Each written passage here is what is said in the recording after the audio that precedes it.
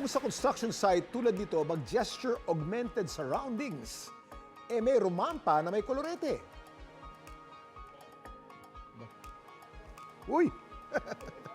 Pero bago yan, alam niyo ba ang Filipino word na kolorete ay mula sa Spanish word na colorete with letter C. Ibig sabihin ay blusher o pampapula ng pisngi. Laging nakaganyan itong nakilala nating construction worker. Ikwento mo nga, Marisol, Abduraman. Mula sa kilay, pilik mata, at labi. Aba, aura kung aura at ready na rumampa. My name is Mikey Lacabado Bicora. I'm 21 of Stunner, ang construction beauty ng San Mateo Rizal, Philippines! Ano raw? Ang rampa ni Michael, hindi pala sa pageant, kung hindi sa construction site. No po, nagsisimula pa ako nag-construction ma'am noong March 2020 po. Nagtrabaho ako sa mga groceryhan. Like, mga tinatanggal po nila ako nang walang dahilan. So yun po, mas pinili ko na lang po mag-construction po, sumama sa mga kapatid ko. Since high school po ako.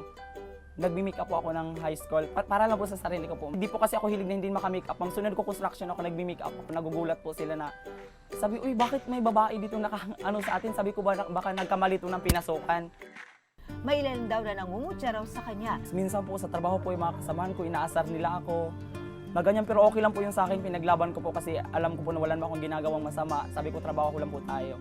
Talagang di patitinag si Michael, lalo na at pinatuwaan sa social media ang kanyang video na pak ang makeup habang nagbubuhat ng hollow blocks. In-upload ko lang po sa TikTok kong para din po sa LGBT community, para masabi po nila na para hindi po kami madadown sa mga tao, para masabi nila na wala kaming pakinabang. So ipakita ko sa inyo kung gaano kami kalakas mga bakla, sabi ko.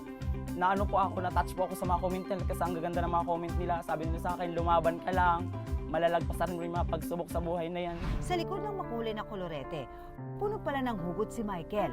Ang dahilan ng kanyang sakripisyo, ang kanyang pamilya. Ilibin po kami magkakapatid, ma'am, pero sa ngayon hiwalay-hiwalay po kami. Yung iba po nasa probinsya, yung iba po nandito po sa Maynila po. Nagsusuporta po kami kay mama, kay papa. Kasi po si papa po may sakit po siya. So, kailangan niya po ng maintenance. Din si mama rin po. Kailangan niya rin po ng maintenance rin. Habang naka-makeup, caring-caring ni Michael ang trabaho sa construction. At malambot siya, kahit naka-makeup pa siya, kaya naman gawin yung trabaho niya. Kahit may bigat na trabaho. Okay naman siya kahit na pag pumasok sa trabaho na naka-makeup, pwedeng naman sa trabaho, masipag naman at maasahan siya. Kaya niya rin sumabay sa mga malalakas magbuhat ng mga lublak, bakal, simento. Pag nasa bahay na ako, naisip ko yun na okay lang yun, sir. Huwag mong isipin yung kung ano sinasabi nila kasi naghanap buhay tayo para sa ating pamilya, para sa ating sarili. Ang pag-aura ni Michael sa TikTok naging inspirasyon ng nakararami. Patunay na ang winner sa buhay. Hindi makikita sa katigasan ng katawan, kung hindi sa sipag at determinasyon. Ako si Marisol Abduraman at yan ang kwentong Dapat Alam Mo.